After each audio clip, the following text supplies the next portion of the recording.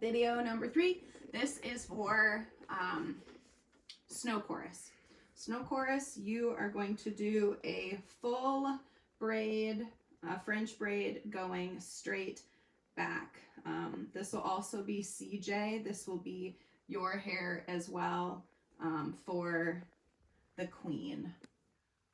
So we will just braid your hair, and then we can tuck it if we want to, and then we'll take the bobby pins out of it if the braid doesn't look right.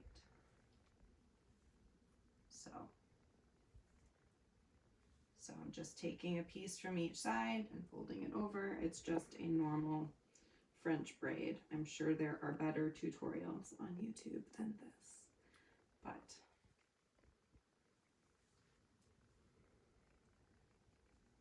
and snow chorus, if you can have a white hair binder at the bottom, that would be my preference, but I only have black, so that's what I'm going to use.